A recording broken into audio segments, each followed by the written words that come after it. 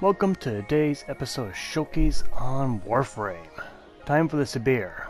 I believe it's how it's pronounced. That's what my audio-to-speech application tells me. That's not how to pronounce it. Sibir. Probably different ways to pronounce it, but whatever. Anyway, this is a bit of an oddball weapon. I'm gonna be up front. This weapon's not worth it. I don't lie. Anyway, this weapon is pretty much a huge mace, or I guess a huge chunk of ice on the end. And you can see the damage isn't that great. It's only elemental. It has pretty much a mediocre critical chance and only 10% status. So yeah, this weapon's a bit of a head scratcher. Not only is the stats on the mediocre side, what really gets me is the building requirements for this weapon.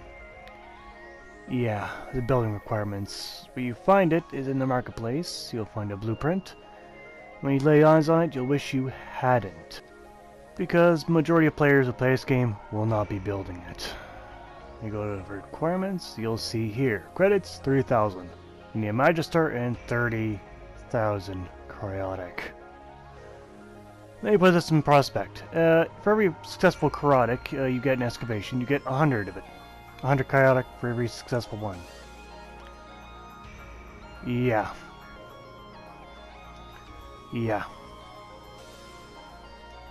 So, you have to do 3,000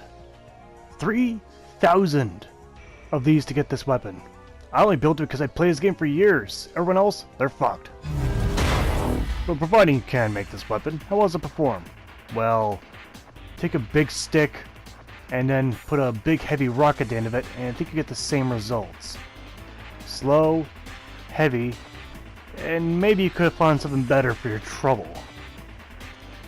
But it is okay, I guess. But it has one neat feature, as I demonstrated here, and I'll demonstrate it again. You get a little icicle effect, and I'll demonstrate in slow motion. So that's neat. That's neat. That's all it is. Damage-wise, well, I'm getting a lot of critical hits here, sneak up on everyone. You can see pretty much good damage for when you sneak up on people, but when you don't sneak up on people is when it doesn't do that great. Yeah. Of all the blunt weapons, there are certainly much better things I could have grabbed. But oh well. But in short, you don't really get what you buy with this one. Ugh. It's just, those heavy build requirements are the biggest brick wall for this weapon I've ever seen. Yikes. Alright, here's level 30 in test. This weapon's not worth it either way. Not for the formas and not for the build requirements.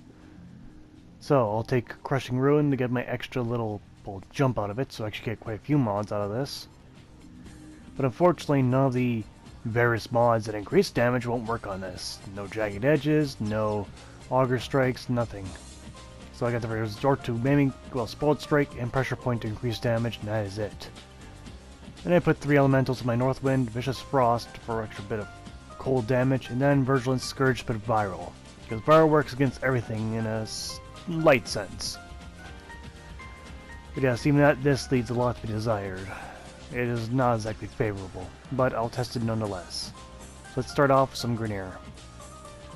Grab a couple of them. And I'll jot their levels to level 45. Nope, let's change that to level 40. Yeah. 45 in my head might have been too far. And you know what? I've been right. Level 40, this one just barely gets by. Generally, every Grineer enemy takes 2 to 3 hits. If it was 4 to 5 hits, well, that's one hit too many in my book for this kind of weapon. So yes, here it is, level 40, and these enemies I cannot sneak up on. They all know I'm here. If I could do the combo right, it looks pretty neat. That's if I could do the combo right. Not so great, these combos. Keep forgetting them. But in terms of using this weapon, it's far too slow. My Spoiled Strike works against me like that, but you can see it worked average against Grineer. But they're all spread out, so it takes longer to kill them. So let's go against some Molas. Get about 8 of them, and we'll put them at the same level. Now these guys group together nice and neatly, which can hit multiple targets. So, but it takes generally, same thing, 2 or 3 hits. For most of them. Most of them 2 hits, so. But mind you, it's cold damage, so they're weak against cold, or at least their shields are. So it didn't take very long. Alright, enough of that, let's go against the Infestation. Now, against the Infestation, it's best to have weapons that you can pretty much attack everyone. Now, I did select actually 20 opponents, not 5.